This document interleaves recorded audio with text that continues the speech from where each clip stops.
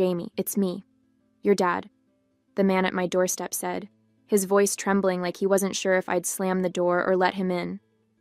I stood frozen, my hand gripping the doorknob so tightly I could feel the metal digging into my skin. It had been 20 years since I'd last seen him, 2 decades since he packed his bags and left us behind. And now here he was, standing on my porch like he had any right to be there. "My name is Jamie Gardner. I'm 30 years old and I'm an engineer.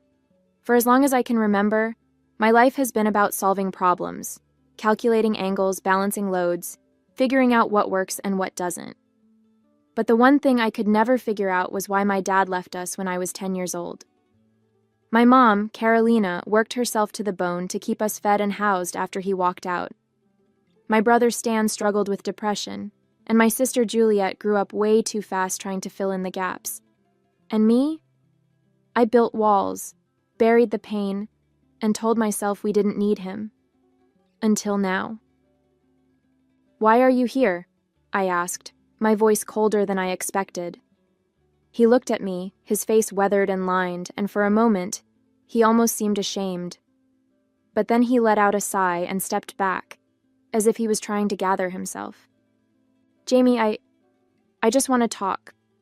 To explain," he said, his hands fidgeting nervously. "I know I made mistakes, but I'm trying to make things right." I leaned against the doorframe, crossing my arms. "Make things right? After 20 years? Where were you when Mom couldn't afford groceries? Or when Stan needed therapy? Or when Juliet cried herself to sleep because she thought it was her fault you left?" His shoulders slumped, and for a moment, I saw something flicker in his eyes. Regret, maybe. "I didn't mean for things to get so bad," he said quietly. I wasn't in a good place back then." "Well," I said, my voice sharp, "we weren't in a good place either, but we didn't get to walk away from it." I stood in the doorway, staring at the man who once called himself my dad, and the memories came rushing back, clearer than they had been in years. It wasn't like my dad left out of nowhere. The weeks leading up to that night were filled with tension, arguments that seemed to grow louder with each passing day. Even at 10 years old, I could feel the weight of it, hanging over the house like a storm cloud. My mom and my dad fought about everything: money, the bills, the stress of raising 3 kids. The fights would start quietly, but they never stayed that way. I'd hear their voices through the walls at night, rising and falling like waves crashing against the shore. My mom would plead with him, her voice breaking. "Paul, we're a family. We're supposed to handle this together." "I can't, Carolina," my dad would snap back. "Every day, it's the same. The bills, the stress. I'm drowning here. I need space." "What about the kids, Paul?" my mom said one night, her voice quieter but sharp with frustration. "Do you think they don't notice? Do you think this doesn't affect them?" Those words stuck with me. For days afterward, my dad seemed distant, quieter, like he was already halfway out the door. Then, one night, he came into my room. I was brushing my hair, getting ready for bed when he sat on the edge of my bed. "Hey, kiddo," he said softly, his voice gentle in a way that felt strange. "I just wanted to say goodbye." "Where are you going?" I asked, confused. "I'm heading out for a while," he said, forcing a smile that didn't reach his eyes. "I'll see you soon, okay?" But soon never came. That was the last time I saw him until now, standing on my doorstep like 20 years hadn't passed. I tightened my grip on the doorframe, the memories swirling as I stared at him. He looked older, thinner, his face lined with years that clearly hadn't been kind. Part of me wanted to shut the door and never look back, but another part, the part that remembered how much my brother missed him, how hard my mom had worked to fill the void he left, kept me standing there. "Why now?" I finally asked, my voice colder than I expected. "After all this time, why are you here?" He hesitated, rubbing the back of his neck like he always used to when he didn't know what to say. "Jamie, I know it's been a long time and I can't change that.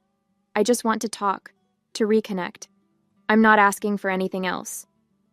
I let out a sharp breath, my chest tightening. "I can't do this right now," I said, trying to keep my voice steady. I really can't. He nodded slowly, his eyes dropping to the ground. I understand.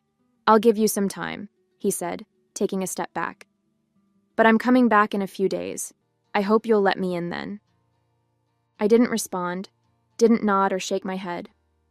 I just stood there as he walked down the steps and disappeared into the night, leaving me frozen in the doorway, my thoughts spinning out of control. As soon as I closed the door, I grabbed my phone and called my mom.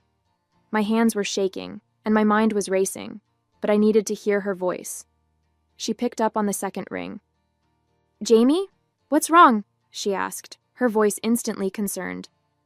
"He showed up," I blurted out. "My dad. He was at my house just now." There was a pause on the other end, and when she spoke again, her tone was firm. "He came here last week." I stopped pacing. "What? Why didn't you tell me?" "Because I didn't want to upset you," my mom said with a sigh. "He said he wanted to talk, to reconnect. I told him no. I told him it's too late for that." "And then what?" I asked, gripping the phone tightly. "He left," she said quietly. "But Jamie, listen to me. You don't owe him anything. Don't let him twist things and make you feel guilty. He made his choice when he walked out that door 20 years ago." Her words should have comforted me, but instead they stirred up even more emotions. "He said he's coming back in a few days," I said softly. My mom sighed again. "Just be careful. Don't let him get into your head. You're stronger than that, Jamie." I nodded even though she couldn't see me, her words settling over me like a heavy weight. I wasn't sure if I was strong enough to face this. After hanging up with my mom, I immediately called my brother. I couldn't shake the uneasy feeling that if my dad had shown up at my place and my mom's, it was only a matter of time before he found Stan or Juliet. Stan picked up after a few rings, his voice groggy. "Jamie, what's going on?" "Stan, has Dad shown up at your place?" I asked, trying to keep my voice steady. There was a pause before he replied. "Dad? No. Why would he... Wait, are you saying he's been trying to see you?" "He was just here," I said, pacing my living room. "And Mom said he showed up at her place last week." Stan exhaled sharply. "No, he hasn't come here, but... God, Jamie, just hearing that makes me feel sick. I don't know what I'd do if I saw him. What does he even want?" "He says he wants to reconnect," I muttered, the words tasting bitter as I said them. "Reconnect?" Stan scoffed, his tone sharp. "Where was he when we needed him? He doesn't get to just come back and pretend we're a family." I swallowed hard and ended the call, dialing Juliet next. She answered almost immediately. "Hey, Jamie, what's up?" "Juliet, has Dad come to your place?" I asked quickly. She sounded surprised. "No, why? Did he come to yours?" "Yes, and Mom's too," I said. "I'm worried he might show up at your door next." "Well, if he does, he won't get far," Juliet said, her voice hard. "I don't have anything to say to him. He lost that right a long time ago." Her words lingered even after we hung up, and I felt the weight of their reactions pressing down on me. My dad hadn't reached them yet, but it was clear that if he did, he wouldn't find the welcome he was looking for. A few days later, my phone buzzed with a text from Stan. It was short, but the words hit me like a ton of bricks. "Can we talk? It's about Dad." I sighed, already bracing myself for whatever this was going to be. When I called him, he answered right away. "Jamie, I know this is going to sound crazy, but I think we should meet him. Just once. All of us," he said, his voice shaky. "Stan, are you serious?" I asked, my frustration bubbling up. "You really think one meeting is going to fix 20 years of nothing?"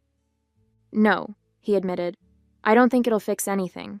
But I can't stop thinking about it, about him, about all the questions I have." He paused, and I could hear the strain in his voice.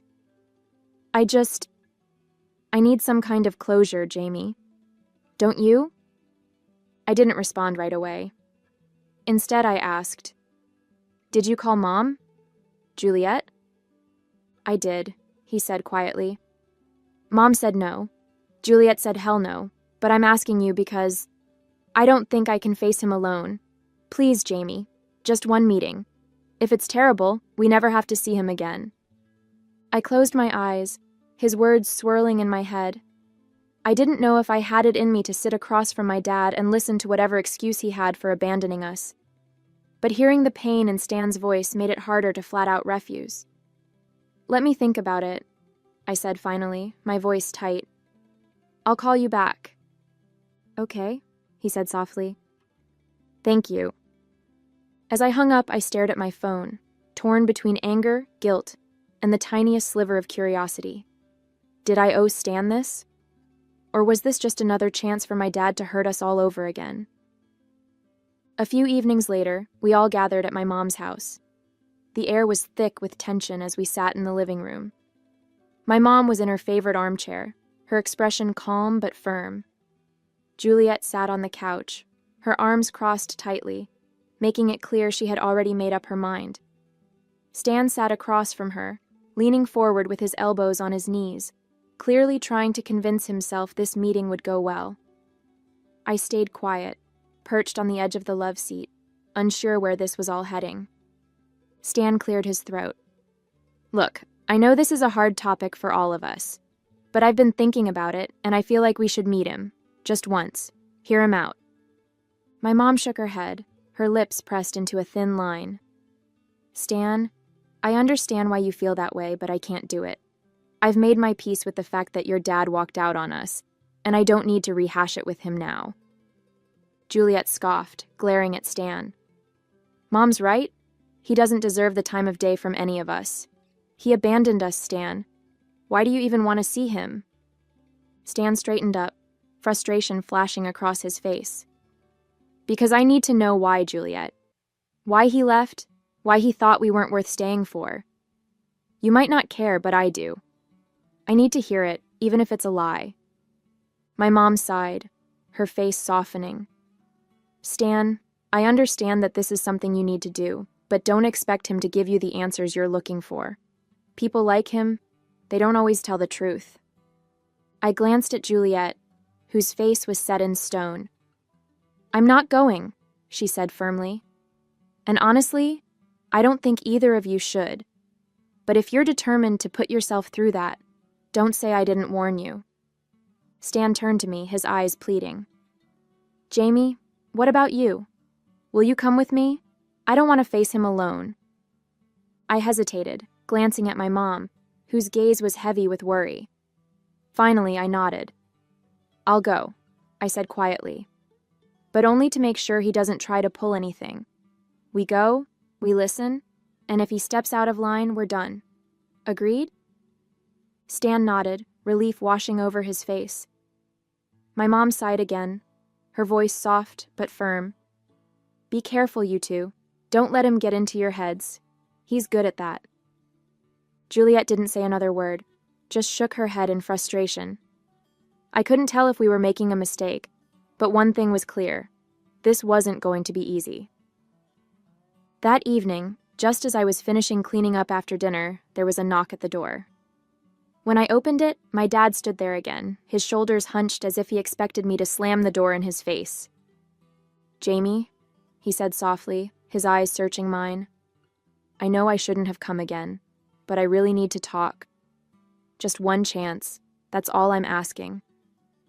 I crossed my arms, leaning against the doorframe. You can't keep showing up like this, I said, trying to keep my frustration in check.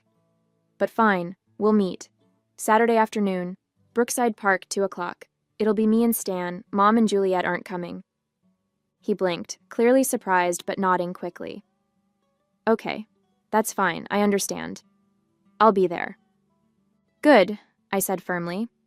But let's be clear, this isn't a reunion, it's a conversation. We'll hear what you have to say, but that's it. I appreciate it, Jamie, he said, his voice low and almost shaky. Thank you. I mean it. I nodded, stepping back. Saturday, I repeated before closing the door. As I stood there in the quiet of my house, I felt the weight of the decision pressing down on me. I wasn't sure what Stan or I expected to get out of this, but one thing was clear. My dad wasn't walking away this time without facing the family he left behind. The days leading up to Saturday felt like they stretched on forever. I tried to keep myself busy, work projects, cleaning the house, even reorganizing my bookshelves. But no matter what I did, my thoughts kept drifting back to the meeting. What was I even hoping to get out of it? An explanation? An apology? Did I even want those things? Or was I just doing this for Stan? Every time my phone buzzed, I half expected it to be my dad canceling or Stan second-guessing the whole thing. But the messages I got were mundane. Reminders from work, a notification about a sale at the grocery store, and a single one from Stan. Still on for Saturday? By Friday night, the nervous energy was unbearable. I sat on the couch, staring at my phone, debating whether to call Stan and tell him I'd changed my mind, but I knew I wouldn't. I'd made a promise, to him and to myself, to see this through. Still, the weight of it pressed down on me, making every minute feel like an hour. When Saturday finally came, I woke up early, unable to stay in bed any longer. I spent the morning pacing, drinking too much coffee, and going over what I might say. As the clock inched closer to 2, I grabbed my coat, took a deep breath, and headed out the door. Whatever was waiting for me at the park, I knew there was no turning back now. At 1:15, I pulled up outside my brother's apartment. Stan was already waiting on the curb, pacing back and forth, his hands stuffed into his jacket pockets. He looked up as I parked and climbed into the passenger seat. "Hey," he said, his voice tight. "Hey," I replied, glancing at him as I pulled back onto the road. "You ready for this?" "Not even a little," he admitted with a nervous laugh. "But I guess that's the point, right? We're not supposed to be ready for stuff like this." I nodded, gripping the wheel a little tighter. "Do you want to grab a coffee or something? We've got time." "Yeah, that'd be good," Stan said quickly, as though anything that delayed the inevitable was a good idea. We stopped at a Starbucks drive-thru, and as we waited for our turn, the silence in the car felt heavy. "What are you thinking?" I finally asked. "I don't know," he said, staring out the window. "I'm scared. Not just of what he's going to say, but of what it's going to do to me, you know?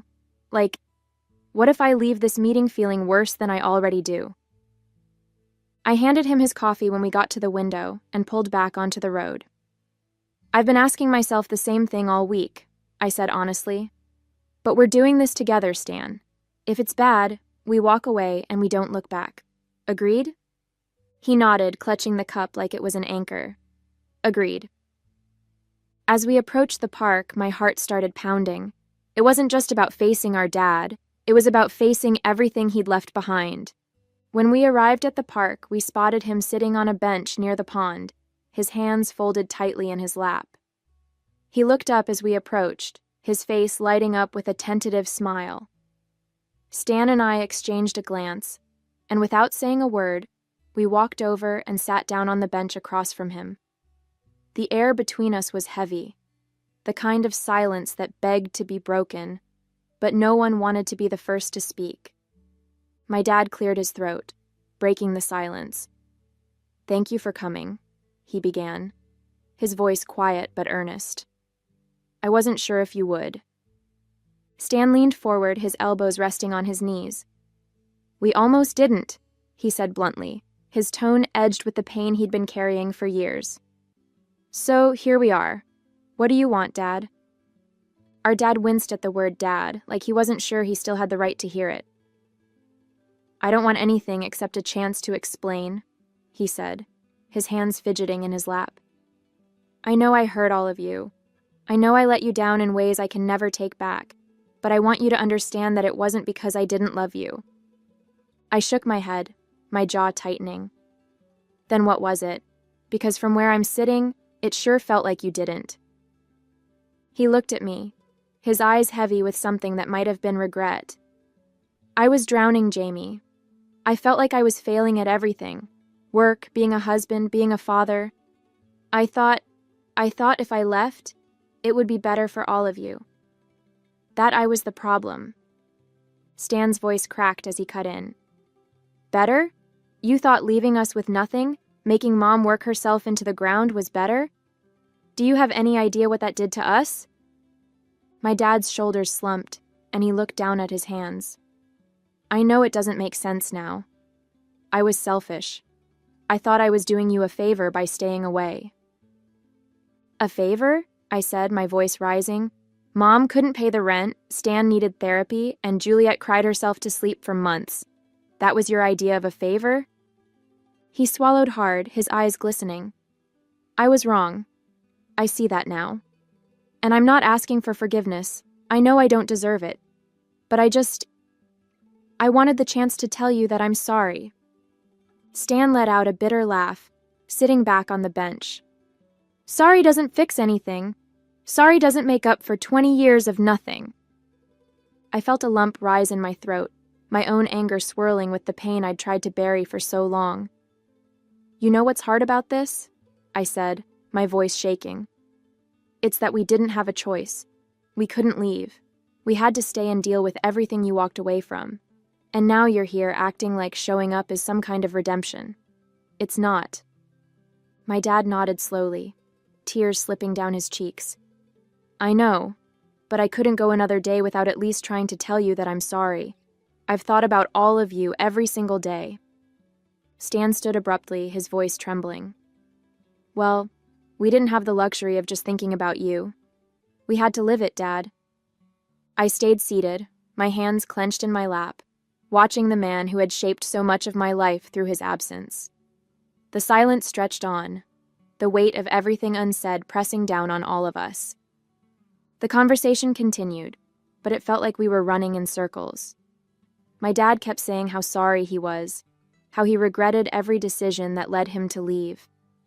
Stan fired back with sharp words about how his absence had torn us apart, and I sat there, feeling the cracks in my own resolve widen with every word. "I don't know what you expect from us," I said finally, cutting through the tension. "Do you think hearing sorry is going to change anything? We've lived 20 years without you. We figured it out. We don't need you now." My dad's face crumpled, but I kept going, my voice steady despite the weight of my words. "You weren't there when we needed you. Not for Mom, not for Stan, not for Juliet, not for me. And now you want to come back, but it's too late." Stan exhaled sharply and glanced at me, his eyes filled with the same mix of emotions I felt: anger, sadness, and finally, understanding. He nodded almost imperceptibly, and in that moment, we both realized the truth. This was over. Our lives had moved on without our dad, and nothing he said or did now could change that. "Dad," Stan said, his voice quieter now. "I wanted this meeting because I thought it might give me some kind of closure, but the truth is I don't need anything from you anymore. We've already closed that chapter, whether you were ready for it or not." I looked at my dad, who seemed smaller than ever, his shoulders slumped and his hands trembling. "I don't hate you," I said softly, surprising myself. "But there's no place for you in our lives anymore. I'm sorry, but it's too late." He opened his mouth as if to respond, but no words came. After a long, heavy silence, he nodded, his gaze dropping to the ground. "I understand," he whispered, his voice barely audible. Stan stood, and I followed. Without another word, we turned and walked away, leaving him on the bench. The drive back to Stan's place was quiet, the kind of silence that felt heavy but necessary. Neither of us reached for the radio or tried to fill the space with small talk. I kept my eyes on the road, the hum of the engine the only sound between us. Stan stared out the window, and I glanced at him briefly, wondering what was running through his mind, but I didn't ask. I think we both needed time to process what had just happened, to let the weight of it settle. When I pulled up outside his apartment, he finally broke the silence. "Thanks for coming with me," he said quietly, his voice rough. "I don't think I could have done that alone." I nodded, offering a small, tight smile. "We did what we could. Now we move on." He hesitated, then nodded too, opening the door and stepping out. "Take care of yourself, Jamie," he said, his eyes meeting mine for a moment, before he closed the door and headed inside. As I drove home, the quiet followed me, but it felt different now, less heavy, more final.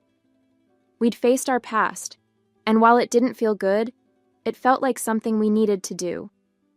Now it was time to keep moving forward. Hey there, did you like the story? If you did, don't forget to hit the like button and subscribe to the channel. It helps us a lot and makes sure you won't miss out on more great stories we share here. Thank you for watching, and we'll see you in the next one.